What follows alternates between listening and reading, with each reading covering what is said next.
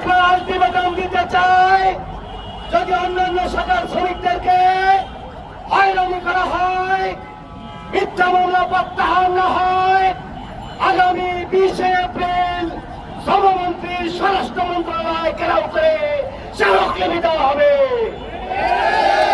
বন্ধুরা আমার, এই মিথ্যা মামলা প্রত্যাহার করতে হবে।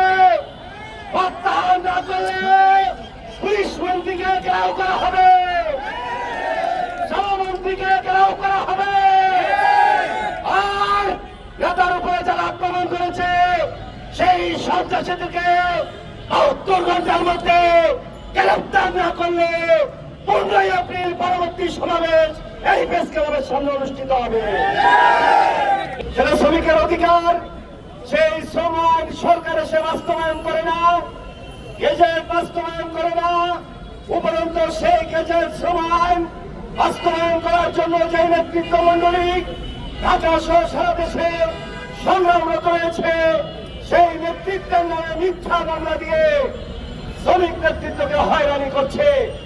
আমাদের বাংলাদেশ হোটেল রেস্টুরেন্ট মিষ্টিবাজারি শ্রমিক ইউনিয়নের কেন্দ্রীয় কমিটির সহসভাপতি মনির হোসেন, অন্যতম নেতা নাহিদ পতানিয়া, আলামিন সরকার, মোহাম্মদ জাহিদ এবং অন্যান্য নেতৃত্বের নামে ওই 14 সালে যে পতিত সরকার ছিল, সাম্রাজ্যবাদের দালাল সরকার, আওয়ামী লীগের সরকার, হাসিনার সরকার, সেই মামলার মধ্যে আমাদের শ্রমিকদেরকে জড়িয়ে মিথ্যা মামলা দিয়ে শ্রমিক আন্দোলন দমন করতে চায় এই সরকার।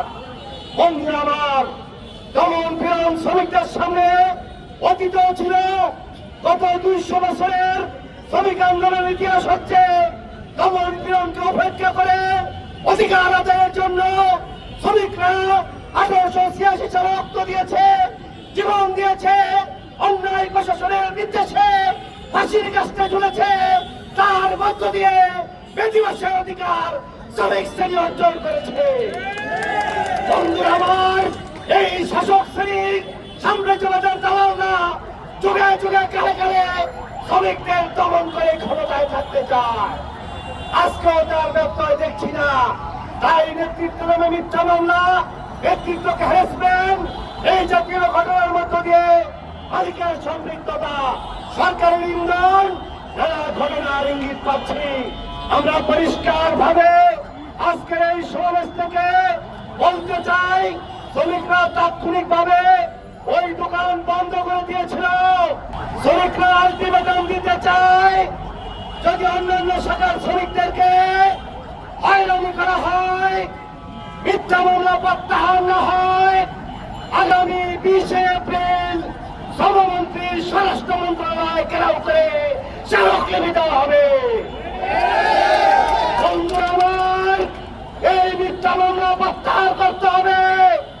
প্রত্যাহার না করলে পুলিশ মন্ত্রীকে ঘেরাও করা হবে, শ্রমমন্ত্রীকে ঘেরাও করা হবে। আর নেতার উপরে যারা আক্রমণ করেছে সেই সন্ত্রাসীদেরকে 72 ঘন্টার মধ্যে গ্রেফতার না করলে 15 এপ্রিল পরবর্তী সমাবেশ এই প্রেস ক্লাবের সামনে অনুষ্ঠিত হবে।